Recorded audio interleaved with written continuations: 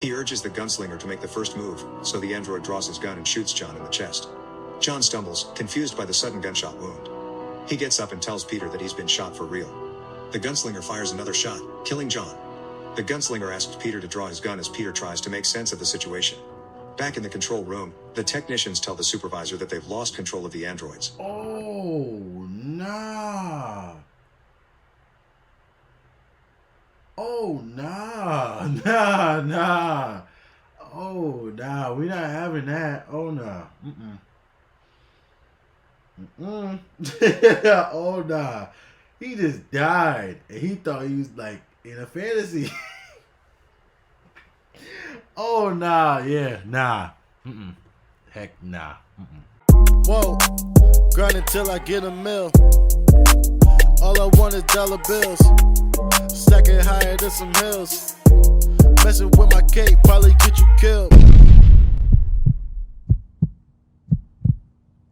What is going on, y'all? It's Micah. I'm back here with yet another video. In today's video, we're gonna be reacting to realistic adult amusement park. Let you live out your fantasy. Wait a minute, where this amusement park at? I'm trying to live out. Let me stop. But yo, this is 12 minutes long. We're gonna hop right into it. I won't waste any more of your time. But before we do, make sure you hit the like button, subscribe, join the Stewart family. Comment down below that you subscribe so I can welcome you to the family, no cap. And yeah, let's go. Story recapped here. Today, I'm going to explain a sci-fi film called Westworld. Spoilers ahead. Watch out and take care. A high-tech amusement park called Delos has attracted the attention of many thrill seekers due to its promise to send their guests on an adventure of a lifetime for an extravagant price of $1,000 a day. Ed, a public relations officer working for Delos, interviews several people who just came from the resort. One guest excitedly tells Ed that he shot 6 people during his visit to Westworld, but Ed clarifies that the people shot were robots. Ed explains that these androids were programmed to look, act and talk like human beings. Moreover, the robots also bleed just as humans do to enhance the experience.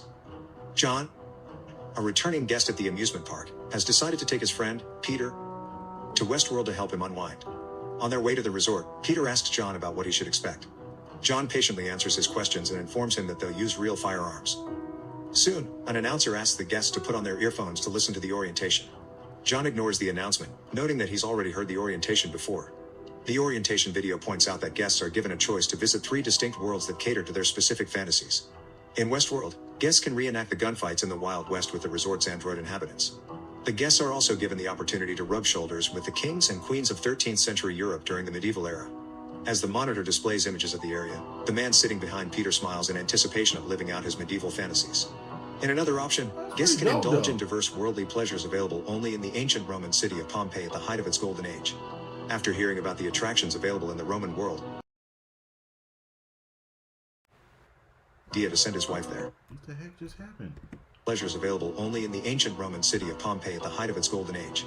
After hearing about the attractions available in the Roman world, the man behind Peter starts pondering whether or not it's a good idea to send his wife there. After getting off the hovercraft, Peter wonders if the attendants guiding him to the cars are androids. John notes that the only way to distinguish androids from humans is to look at their hands because the robots have imperfect extremities. After wearing the appropriate costumes, they ride a stagecoach to the Westworld Hotel. Upon arrival, Peter notices the lack of amenities in the room assigned to them, but John points out that it's supposed to be that way to give them an authentic experience. Peter mentions that his wife would have loved visiting the shops in Westworld, but John interrupts him, saying he should forget about her because she only took him for a ride. Soon, John and Peter leave their room to visit the bar. Peter orders a vodka martini, but John orders whiskey for both of them instead. He urges Peter to have fun, assuring him that there's no way to get hurt at the resort. When their drinks arrive, Peter chokes on the liquor. Not long after, a gunslinger arrives and starts taunting Peter, saying he needs to come home to his mother because he can't handle his drink. John sees the situation as an opportunity to start a duel, so he urges Peter to confront the gunslinger. Peter hesitates, but with some encouragement, he faces the gunslinger. As Peter reaches for his gun, the other patrons scramble to find a hiding place. When the gunslinger urges him to make a move, Peter draws his weapon and shoots before the gunslinger could even point his firearm at him. As the gunslinger staggers around, Peter shoots him 2 more times. After the other patrons drag the gunslinger's body away, Peter asks John if he's sure that the gunslinger was an android. John assures him that there's no way he would be able to kill a human at the resort. In their hotel room, John urges Peter to try shooting him with his weapon. Peter pulls the trigger, but the gun doesn't fire. John points out that the weapon has a sensor that prevents it from firing at anything with a high temperature. After dinner, John and Peter visit the saloon looking for sensual entertainment. So Miss Carey introduces them to Cindy and Arlette. Peter asks John if the girls are androids, but John doesn't give him a straightforward answer. On their way to their rooms, they suddenly hear gunshots outside. Carey tells them that men are robbing the bank across the street. Peter suggests joining the robbers, thinking that it might be fun, but John argues being with the girls at the saloon would be much better.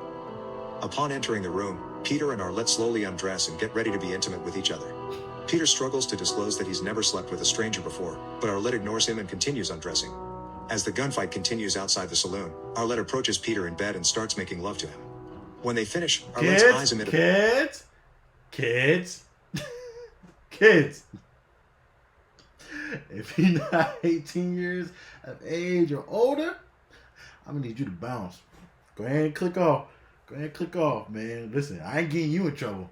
Listen, you ain't about to be watching this in your room by yourself and your parents come in and you like, oh, I'm watching. Nah, click off. Go watch it on your own. Like, I'm not the guy. No, I'm not the guy. Like, after the female android leaves the room, Peter tells John that that's he's so having fun at the weird, resort. though. While the guests are asleep, the resort's I don't know if it's weird or not, because I guess it's supposed to be real. While the guests are asleep, the resort's employees arrive to pick up the android bodies from the streets. The men load the androids into a conveyor belt that leads to the lab, where technicians perform minor repairs. The chief supervisor calmly guides the technicians, but he's suddenly bothered when he hears about a central malfunction on one of the androids. During a meeting, he reports that breakdowns have been occurring throughout the amusement park for 6 weeks, and it has since doubled in the past week. In addition, central malfunctions in androids continue to rise despite the corrections they've already made. He points out that the pattern of the breakdowns is similar to an infectious disease, spreading from one area to the next. Other scientists are skeptical that androids are contracting electronic diseases. The chief inspector points out that the robots are highly complicated machines, and they still don't know exactly how they work. Despite the problems they've discovered, the technicians prepare to reactivate the androids in the morning before the guests wake up. While Peter takes a bath, the gunslinger knocks on the door and threatens John. As Peter returns to the room, he hears John pleading with the gunslinger, so he prepares to confront the android. Suddenly, the housekeeper yells at him for standing in the hall half naked. The housekeeper screams upon seeing his gun, so Peter decides to barge in and shoot the gunslinger to take him by surprise. After being hit 4 times, the android falls through the window and dies. The sheriff arrests Peter and locks him up, saying he'll have to stand trial for killing the gunslinger. John explains that the shooting was self-defense, but the sheriff ignores him. The sheriff warns John not to bother trying to save Peter because the judge likes to hang offenders. Outside, John asks a woman to deliver some food to Peter. After the sheriff inspects the food, the woman shows Peter that there's an explosive hidden underneath the sheet covering his food. John prepares 2 horses and positions them outside the sheriff's office. Not long after, an explosion occurs, and Peter emerges from his cell.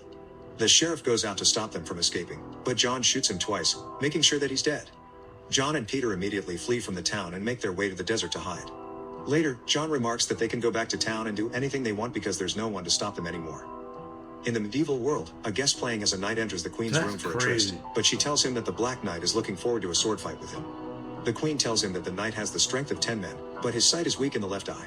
She assures him that he will win the battle if he stays to the knight's left. The technicians take note so they could reprogram the Black Knight with lateral weakness in the left eye for the next day. As Peter and John rest in the desert, a rattlesnake slithers in their direction. John tries shooting the snake, but he misses. The snake lunges at him and bites him in the arm, so he shakes it vigorously until it releases its bite. When the snake hits the ground... Hold on, y'all. I'm back, y'all. You know how you get those phone calls where it's just like, you could have texted me that, but, you know, it's mama, so, you know, just in case, you never know. You never know, so, but that could have been texted to me, but anyways. They both shoot it until it stops moving. John notes that the snake is not real.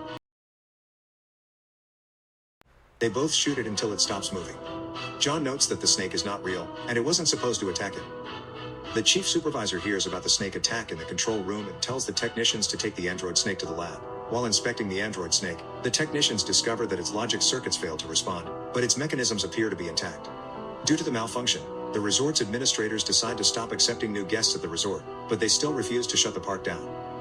Later that night, the technicians in the control room start a bar fight in Westworld while Peter and John are playing cards. When one of the patrons drops at their table, John decides to join in. Before Peter could get up, a man grabs him and flings him across the room. They gleefully drink and participate in the riot until they pass out. Meanwhile, the lab technicians install an upgrade on the gunslinger to improve his vision and hearing.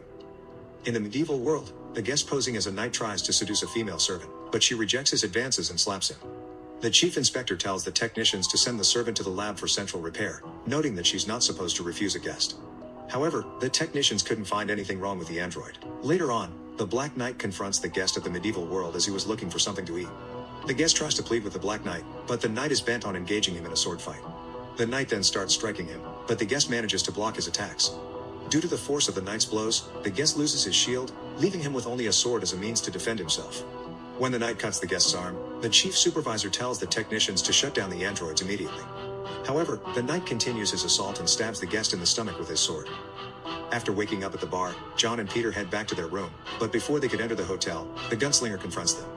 In the control room, the chief supervisor orders the technicians to shut all the power down. Meanwhile, John tells Peter that he will handle the gunslinger this time. He urges the gunslinger to make the first move, so the android draws his gun and shoots John in the chest. John stumbles, confused by the sudden gunshot wound. He gets up and tells Peter that he's been shot for real. The gunslinger fires another shot, killing John. The gunslinger asks Peter to draw his gun as Peter tries to make sense of the situation. Back in the control room, the technicians tell the supervisor that they've lost control of the androids. Oh, nah. Oh, nah. Nah. Oh, nah. We not having that. Oh, nah.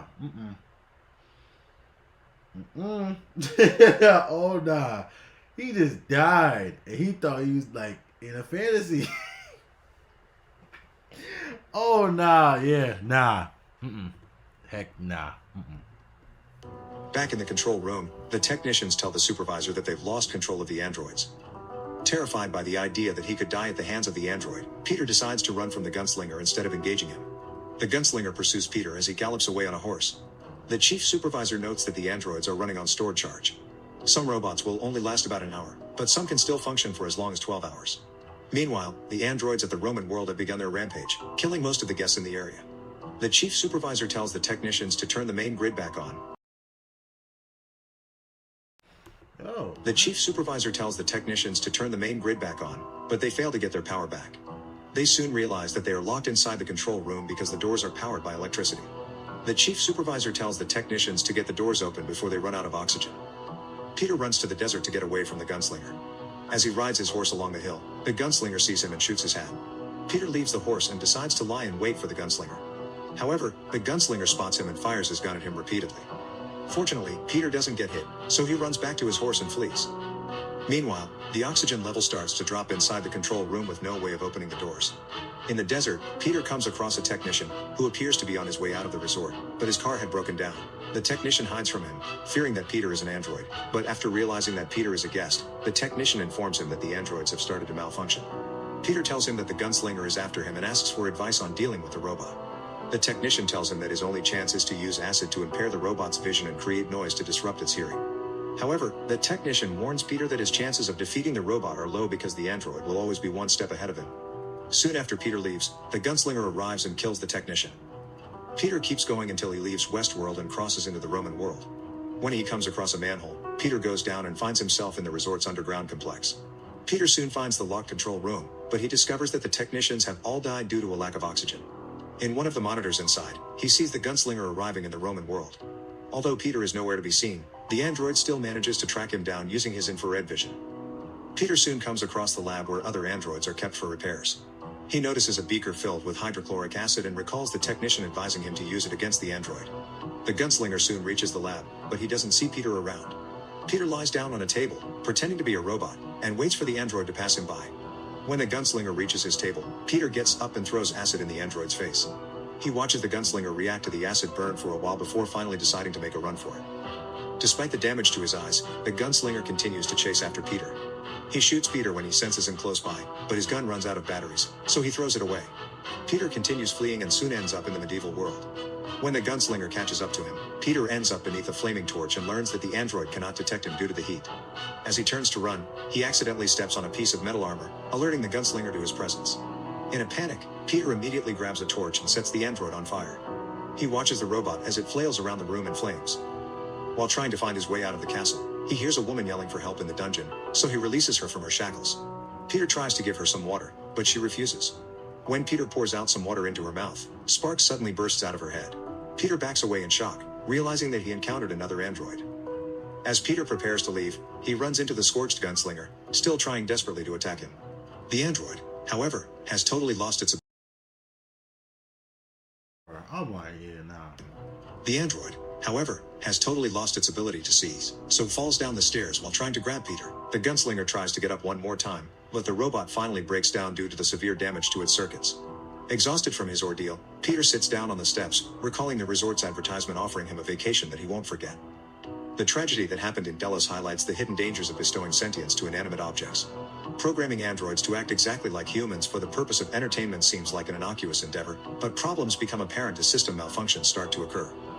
Even though the administrators of the park had put some precautionary measures in place, they didn't anticipate the androids misbehaving on their own. The initial investigations conducted by the technicians didn't find any problem with the circuits, which could mean that the androids somehow learned to reject their programming. Due to the errors, the androids seemed to act even more like humans. The female servant in the medieval world slapped the guest trying to seduce her, as any other woman would. The Black Knight ferociously killed the very same guest just to impress his queen. In Westworld, the gunslinger relentlessly pursued Peter in a seeming attempt to seek revenge after being killed twice before. Some would say that such a catastrophe is bound to happen with humanity's continuous pursuit to produce more realistic entertainment. Subscribe to watch more videos. That is crazy, man. Listen. If you enjoyed this video, go ahead and like, comment, and subscribe. Hit the bell, and I'll see you in the next one. Don't forget. Oh, before we end the video, also, make sure you follow all my social medias and connect with me down below. No cap. You know what I'm saying? Outside of YouTube. But, yeah, I'll see you in the next video. No cap. I stay on my job. Your boy be working too hard.